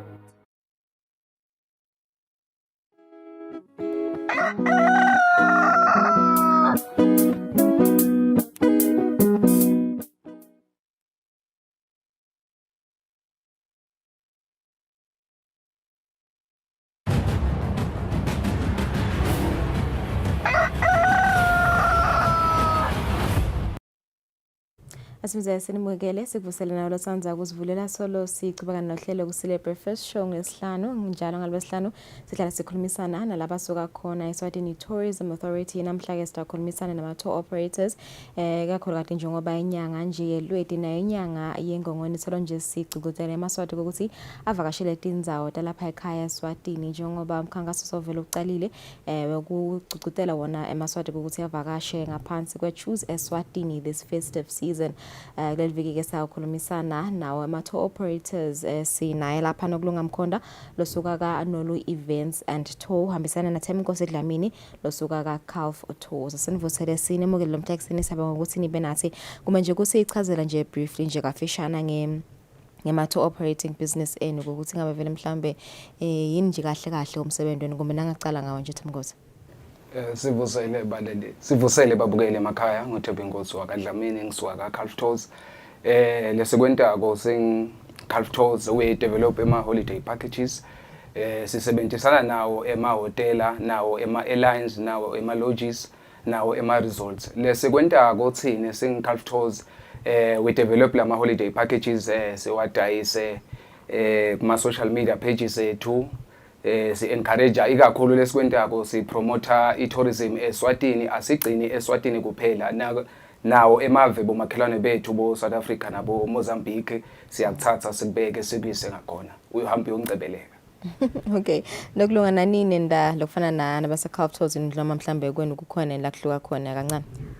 Kucishe kufane kwethu kucishe kufane naka Calf but mabom angithi tour operator we are the first conduct bomuntu lo wachamka ngaphandle before ufike hotel before ufune inanjana i-airline yakho and all that. Sine were the first go-to place lekhona kukusita kokuthi nyalo ungaya kuphi uyokwenda ini kwendiwa ini. Donke letinfo leto, but basically kuyafanana. Okay. Ingabe mhlambe nangicala nje ngekuthi ngitela kini ama-tour operators mhlambe ngifise nje ukuvakashela indzawo leti 5 ngelanga linye kukhona mhlambe i-advantage ukuthi mhlambe kukhona i-discounts engidayithola noma mhlambe nje ama prices kuba ngilawa lafanako ithini vele le-advantage ukuthi ngicale ngitsinze nini kucala. Okay, kwekucala ama-tour operators analelo lwati la Swaziland wonke. So wena noma ungathi uyatendela ngendeka kokusingeke ukuthola konke lokufunako bese sophinza utobuta kuthini kokuthi lokho ke ngakuthola phi thine sivame kwati kokuthi labanye nje badikwa kusiletinye itinvathi khola kangwane tibeti khona. So thine first of all lokho ukuthi thine siyathi kunginika iadvantage wena. Kwesibili kuyange ukuthi nibangaki for ama discounts nani babaningi vele obvious ama discounts niyawathola than beningawathola uhamba wedwa. So yes, sometimes ama discounts abakhona depending on a few things, yes. Okay. Ingabe nje semkosi imcwanga nanje le business lena I think babulabaningi sebange ma-tour operators ingabe nje umuntu lofisa ukuvakasha noma sivakashe imsita kanganani nje lokuthi vele abe khona ama-tour operators kuneke ukuthi utendele nje uticketile njengoba sekashedwe nokulunga ukuthi labanye abafisa kutendela but bangakutholi lokho labakufuna kongekwadi ukuthi kude la Swatini ingabe nini kuba khona kuweni kumcwanga nanje kuma tourists. Kuyasita kakhulu babukele emakhaya ngoba thina njengoba ashilo umlingani wami sinalo lolwadi siyatati letindzawo. Thina lesikwentako utothola ukuthi kunena tindzawo babukele bangatati. Thina we know the best spots. Kuthi lena nasingakule tindzawo leti sibayise leti we will make lena ngizana le travel experience yabo ibe ultimate. Siyatati thina letindzawo we have the experience. Vele lesikwentako sing Calftos nanita ni group maybe let me say nje ni bo 6 kuya kubo 8 kukhona la ama discount lesinika wona ninge kukhona ama discount lesinika wona niti vakashi lenita kithi ku Calftos ngeke sikufanane nokuthi it's ngatheni kufanane nokuthi i public tour ngoba ku public tour uthola ukuthi we do all the marketing konke se arrange konke le ukuthi si arrange ukuthi loluhambo lethu kutaba kanjani thola ukuthi sesendana labo itinerary ukuthi okay from day 1 sita kwenta naku but nini na us contact anita kithi ni large group obvious sita unika le nangizana lawo ma discounts ngoba phela thini sisebenzisana nawo lama service providers nasita siletha a large number of people sibaletha etindzaweni tabo ngoba phela nathi on our side siphinze sibendele le marketing lama destinations awo uthola ukuthi kuba nawo ama STO rate labasinika wona lokuthi siletha ibusiness kubo nathi sila ku-tourism industry. Okay. Ngifuna sikhuluma nje ngenzaba ama-packages nokulunga. I think umuvu nje lofuna kuvakasha ngibekise nje nilanda uthola umuvu lothi ufuna kuyobona tilwane phinze futhi afuna kwenda picnic phinze futhi afuna ukubhukusha ngaba mhlambe kusineta nje example yalama packages nje lahlukahlukene lenawo for umuvu mhlambe lofise kwenda timvo leti 5 ngelanga linye. Leti 5 ngelanga linye sometimes kuba impossible. Kuhluka ngalokuthi ufuna kwenda ini specifically because letinye tindzawo tinawo lama activities lang 5 but akusulo lwafunako. Phinze letinye tindzawo kanje ukuthi mabomo ufuna tilwane. Na ufuna tilwane the best place la kangwane itilwane kusehlane. Ngeke ukuthi ufuna tilwane bese phinze uthi ufuna izipline elangeni linye. Ngoba atikahlali letindzawo so ngiko ke lapho lekufike bese sesita khona ke thina bese sizakutshela ukuthi hayi man what if singayi ehlane siya kulenye indzawo utawubona but ngeke kufanane nasehlane then you will also be able ukuthi ubone ukhone kwenda lezi plan yakho. Okay. Yes. I think ushido ecaleni kokuthi kunetimfo singemaswati lesicabanga ukuthi kude tona la eSwatini but leti khona kuma nje kusiniketa ama examples aletimfo leto lesenibonile ukuthi bamfu bacabanga ukuthi kude kanti khona. Okay, kwekucala nje kungaba i-archery. Archery a lot of people bayangibuta kuthi yini butshoke. So i-archery bantu labaningi bathi usikudela kangwane. Then there's a new established place le yenda i-archery. Paintball bantu labaningi nabo bathi kude kanti it has been here for the longest time. But it's just that bantu abadukes bekhona paintball. Bese kuba nabo go-kart. Then we have the normal ke bantu abakwatiko bo quad biking nalo nawo khathi kufika kahle hle. Or quad biking, horse riding and all that, but ikakhulu is the archery, the paintball and go-karting. Okay. Bakuphi kakhulu abo quad biking because nami I think ngingabeva bamfu labafisa ukuyabo quad biking babuthi ukuthi kepha ngaya kuphi batholakala kuphi vele. Quad biking balaleli ungayenta babukele emakhaya ungayenta kune njengoba besashilo umlingani wami ukuthi there is a new nangzana establishment le khona eSwatini lekamanzini bathi Kusile Farm Adventures. You can do your quad biking, you can do your ekar, you can do your paintballing, you can also go to Bosbebe Resort. Nabo they do quad biking bayenta bo ziplining. Nabo musho inkosazana nabo they do le quad biking sikhulume ngabo bonke le phansi elibombo iwendisi nabo bayenda le quad biking. Okay. Yebo. Alright, I think ngifuna ukubuta nje ukuthi I think labanye mhlambe baye bafisa neloko ukuthi bafike bapotote lokumasajwa ukuthi ingabe ngimaphi nje mhlambe ama packages labo labantu ofisa kumasajwa bese nabachitha kumasajwa bese mhlambe sebayokudla sebayaswima khona netinzawo leti offerisha lawo la services lawo. Yes, tikhona tinengana futhi ngonyeni nje unayo, but then engonyeni betela ngekhathi you always request ukuthi you book first ukuthi ngifuna i-spa. Okay. Then yes, lapha ezulwini Khakli there's a spa as well. There's also the swimming pool, and then advantage ukuthi ezulwini kunemahotela lamaningi. And then Bo Happy Valley and Bo La Sante, something like that, yes. Ngaba kulento nje la yebo sibane sami hotel they do ukuthi baku potopotoze ubuye ubunanzi.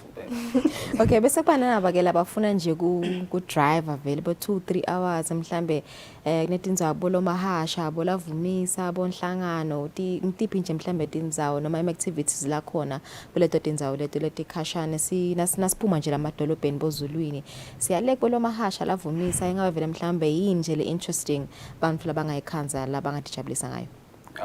Kungaba kungeta nje kunena indzawo lengala khona ngala nelibombo ngakuhona kubokwendisi bathi off the hook. Lena ndzawo leyo ungafika wente khona bathi bakubita ngakuthi it's a batch bar kufuna kufana like nemkhumbi ufike ugibele ube on board ibo 2 hours kudlala nemusic konke useselana bayakulungisela nekudla kwakho siyakhona nje singikhalfthoze sithi siyongcebeleka khona sithi phola eSwatini mhla ka 17 December siyakhona bente icollab nevakasha lodge. Okay, so kule campaign nje lena choose Eswatini this festive season ngimaphi nje ama packages leni walungiselele divakashi tethu. Sengikhalfthoze bese into le yase batch bar khona le off the hook esipofaneni sithi mhla ka 17 emaswati onke akaphume sivakashe sibone live labo gogomkhulu sibone buhle belive la seSwatini sithi vakasha ngwane ubone buhle belive la kithi lokunye lesinako sine competition le ranako ka Facebook singikhalfthoze stabe sihlomelisa one alabo bantu labatawina sine competition le ranako ka Facebook bantu bangabuka ipage lethu la ka Facebook singikhalfthoze na ku Instagram bangabuka ipage lethu basilandzelele batawubona icompetition konke ma T's and C's ukuthi kuhamba kanjani sitawubese ke sesiyakhipha siyahlomulisa lo winile sesihamba naye mhla ka 17 sesiya naye ewendisi lokunye lokukhona sengikhalfthoze siyaphuma mhla ka 16 December siya Portuguese Island iMSC cruise dinto leto letinye lesingenato kangwane sithi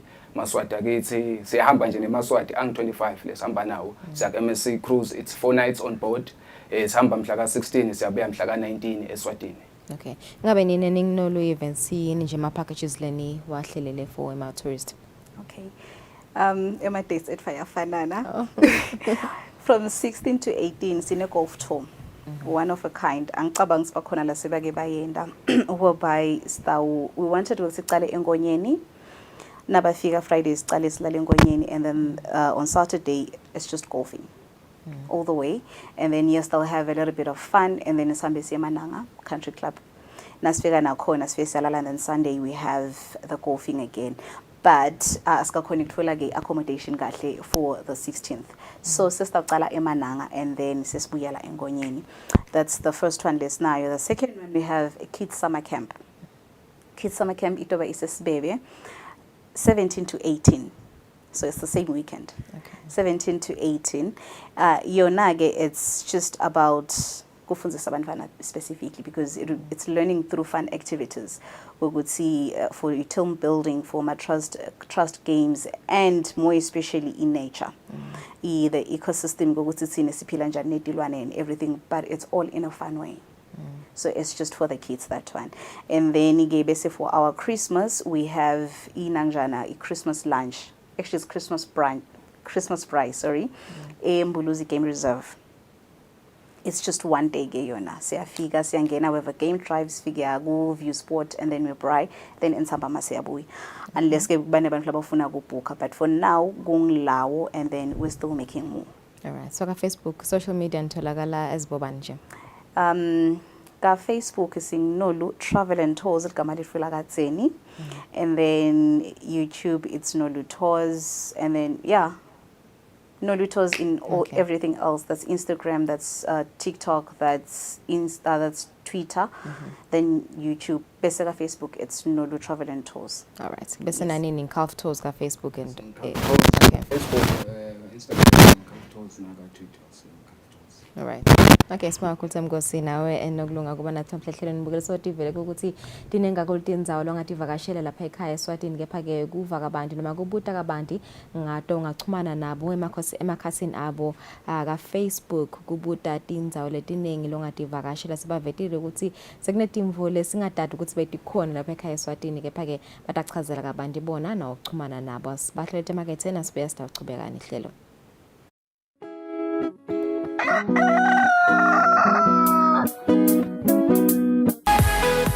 I do the most. Watch local TV on the go with the Eswatini TV app for only 20 emalangeni per month. Do the most with Eswatini TV app. Download from Google Play Store or App Store. We're good together. Everywhere you go, MTN.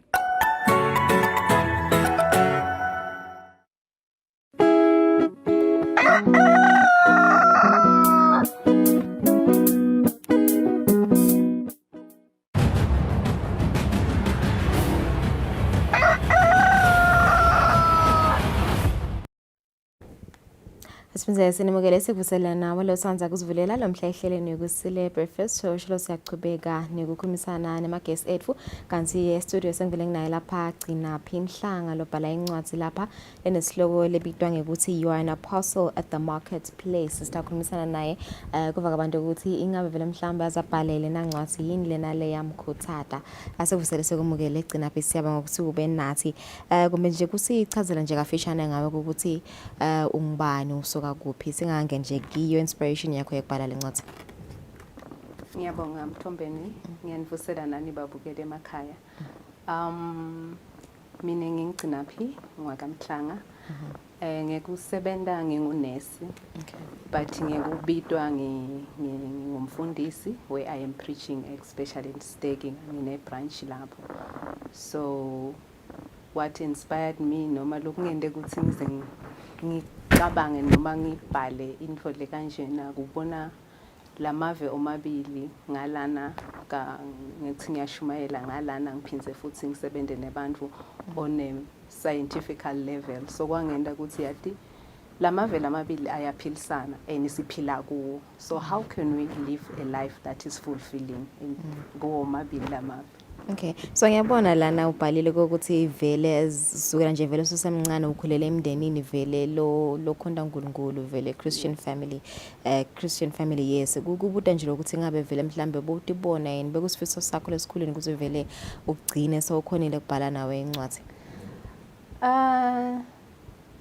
Being the last born ngangikhanza isikhathi esiningi ngisele ngedwa ekhaya. So vele ngangithanda lokufunda incwadi neBhayibheli. So nami ngafisa ukuthi yathi khonyana nami lengakubhala mhlazana ngiyodibona ukuthi sekukhonyana mhlambe leze ngugainile from experience and from what other people are experiencing in life. Okay. So lencwadi lena ekhuluma ngani you are an apostle at the marketplace. Ngavele mhlambe nje umbukele ingam interesta ngani nje ukuthi vele agcina itholile. What is this book about? Okay, ngiyabonga Thombeni. Lengakusho nje ukuthi ngafisa ukuthi lonke eliswadi lelikhona ukufunza libe nayo lencwadi. Mangibhala lokuthi you ngifunela ukuthi ngikukhompele noma ngikuphushe lokuthi wadi lokuthi njengoba uhleli lapha nje ungilamthombeni akupheleli lana kune impact noma kunebantu lababuke wena kunebantu lekumele ushiye ilegacy yakho kubo nabo bayishiye kulomunye lokuthi ngithi wena ungumpostoli bengifuna lokuthi ucabange lokuthi vele kukhona la ubidelwe khona akahle lama titles is their offices but nawe ngoba phela uthi Jesu hambani niyokwenda abantu shothi nawe ungilomunye lo wendiwe kuthi ube ngilo mpostoli Jesu labe nguwe so that is why I say you in fact ngiyakuphusha nje ukuthi udadi ukuthi ungibani ungahlali nje ucabanga ukuthi seyiphelele lapho ukuthi wena ufike esontweni usulethe itulo la ukhona khona athombeni kubhekwe wena. Okay, so I think lokunye lokuvedile nje lana indzaba ukuthi you indzaba ukuthi wakhule uba waku relationship lapho uhlukubedeke khona. I think it's quite relevant ngokuthi namhlanje sicala bona malanga lang 16 against gender based violence kumbe kusichazele ukuthi hambe vele mhlambe lokho how did you overcome that lokho ukuthi you were in a relationship le abusive? Ngiyabonga Thombeni. Lengingakusho it's family support and community support. Ngiko bathi indzaba yethu sonke. Kude la umele khona ubuke ukuthi into athambi kahle bese sothi indzaba yabo yalababili ayingenwa abantu baye basho njalo. Because udokhanza ukuthi lolo uluthwe na yalalababili akabona lokuthi angaphuma kuphi aphume njani.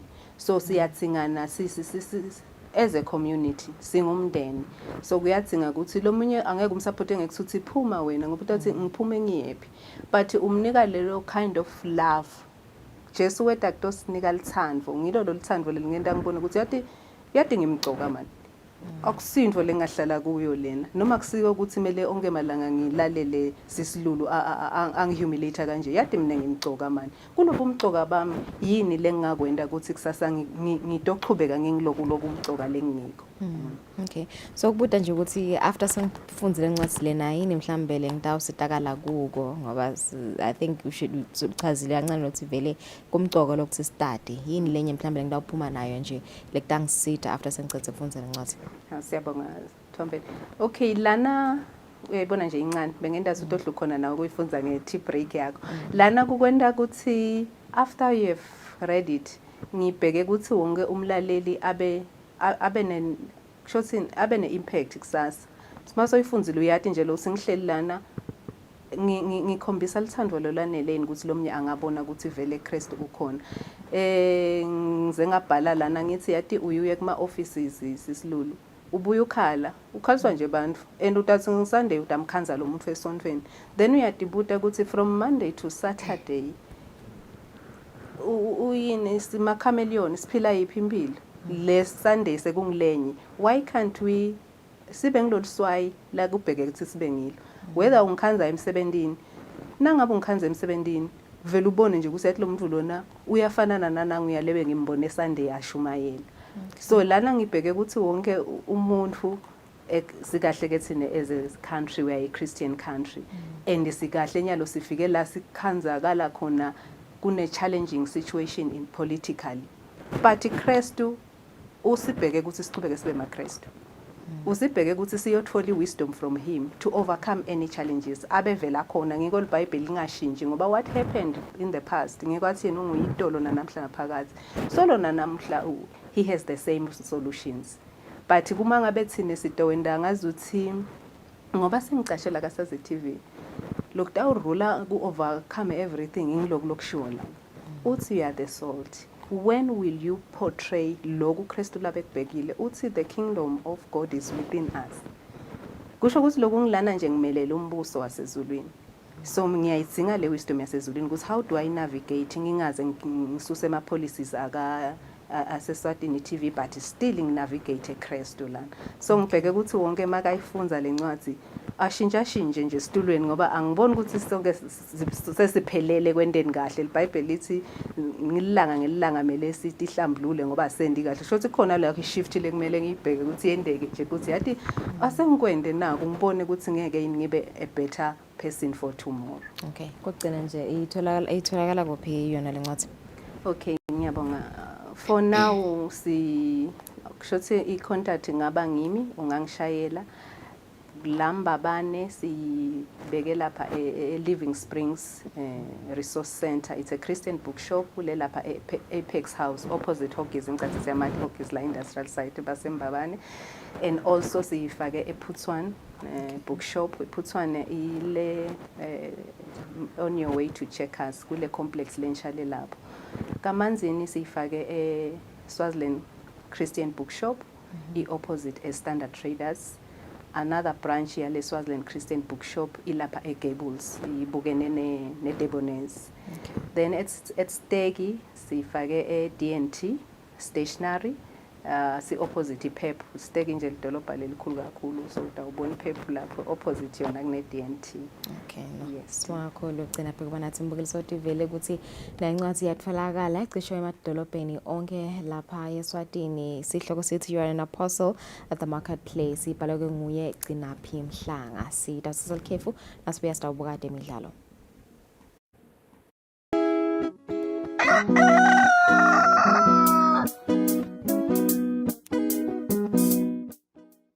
Africa's biggest supermarket brings you the hottest deals of the year.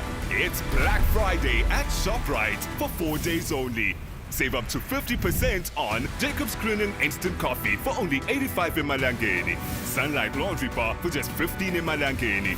Whitbix Cereal for only 45 emalangeni. And Rhodes Fruit Juice for just 15 emalangeni.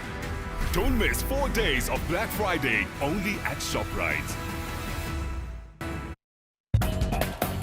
Live lakho lisibane enyaweni tami likukhanya endleleni yami. So kasisuyengeka ke sitshitshele ukuthi asiqhubeke sende imikhuba yebumnyama nakabuya Jesu Kristu uyawusikhanza silungile. Kodwa lokuphinziselela lokukhuluma ngako la kuphinziselela ukuthi ngifuna ukuthi babone emandla ekuphilisa uNkulunkulu, babone kuNkulunkulu ukuthi uNkulunkulu has done this. Kasisuyengeka bazalwane ngoba kukhona letimfundiso lesetikhona letithi Jesu Kristu akanawubuya noma Jesu akabuyi, uyabuya. Ngizama ukuthi le faith yethu kayiphelele la kuNkulunkulu ingasheki. Hlanganyela nathi njalo ngensimbi yesishumi ekuseni ngemasondo njalo lapho sibuka livi lenkosi. His word livi lakhe liyaphila. Pay your TV license quickly and easily with MTN Momo. Simply dial *007 *3 hash and select option 8 for TV license. Enter your national ID number as your reference and the amount you wish to pay. Then enter your PIN to confirm your payment. Once your payment has been made, you'll receive a confirmation SMS of your payment. If you're a first-time payer, you get another SMS for your TV license. So legalize your entertainment from the comfort of your home. Pay your TV license the easy and convenient way with MTN Momo. Everywhere you go, MTN. I do the most. Watch local TV on the go with the Eswatini TV app for only 20 emalangeni. Come on. Do the most with Eswatini TV app. Download from Google Play Store or App Store. We're good together. Everywhere you go, MTN.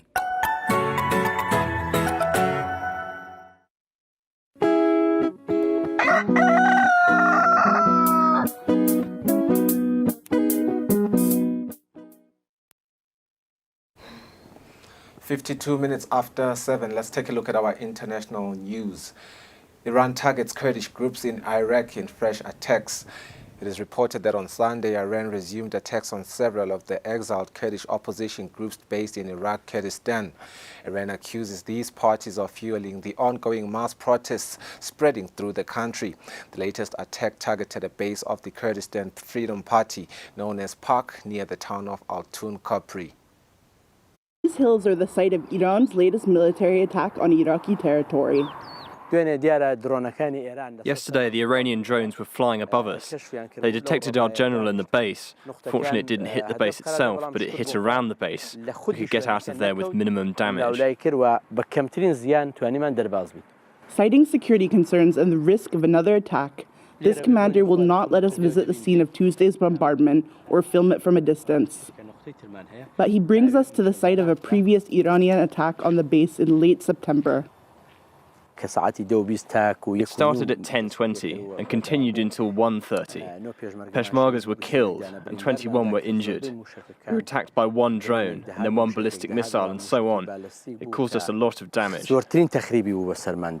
Since then, the Peshmerga fighters have been spread out to thwart further losses. But they say they left September's attack site in ruins as a testament to Iran's potential for destruction. For respect, and to show the world what a terrorist country like Iran did against Peshmergas, whose biggest weapons are Kalashnikovs, who fire ballistic missiles that cross a country like Iraq and its sky. The PAK is one of several Iranian Kurdish opposition groups based in Iraqi Kurdistan, which have shown support for the protests in Iran. Some of these groups claim they're fighting for a democratic Iran, equal for all. But the PAK says they'll continue until the creation of an independent Kurdish state. Our people are inside. They gather protesters and direct them. This regime came to power illegally and has ruled for 43 years. It's not fair a Persian nation rules over a Kurdish nation. Chako Hormati was injured in Tuesday's attack, but it hasn't weakened his commitment to his cause. We are motivated, and it's our right to defend our land and country, and we are proud. The change will happen, and it should happen, because the people don't want this regime. Despite the threat of another attack, these Peshmergas say they have no choice but to stand their ground. Before we go, Chako belts into a song, dreaming of a free Kurdistan.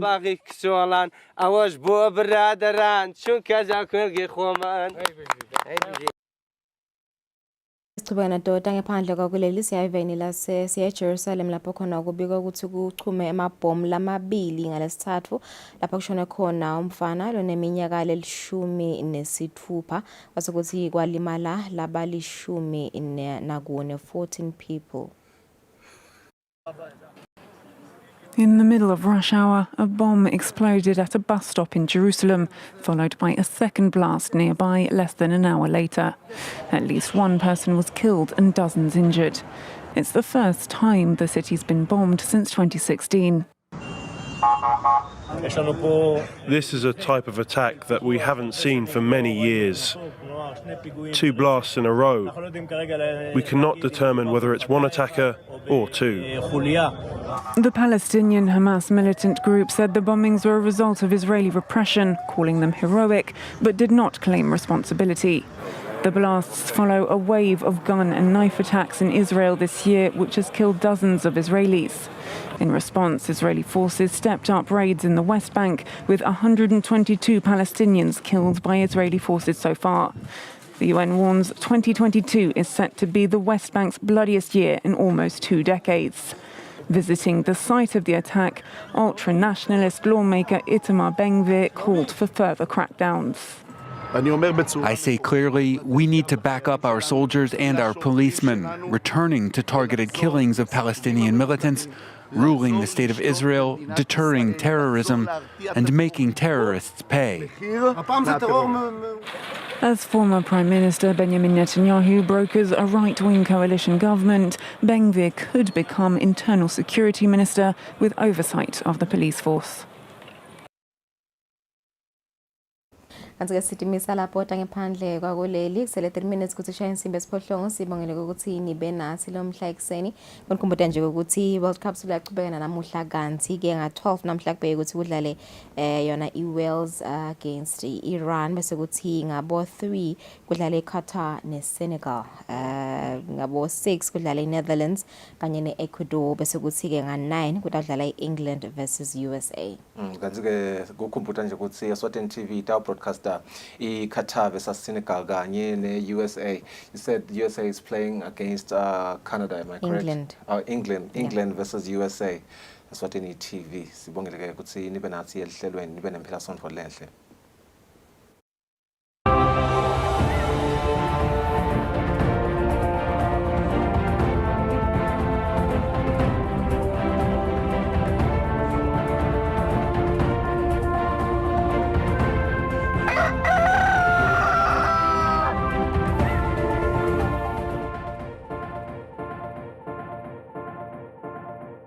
Be part of the first ever Fan Park experience in the kingdom. Eswatini TV will be showcasing all the action every weekend for the next 4 weeks. Each Fan Park will feature the business section, out of this world mixes from Mega Sound DJs, Kids Zone for all your young ones to enjoy, nourishment and drinks for all you food lovers. Our first stop is at the Prince of Wales in Mbabane on the 26th of November.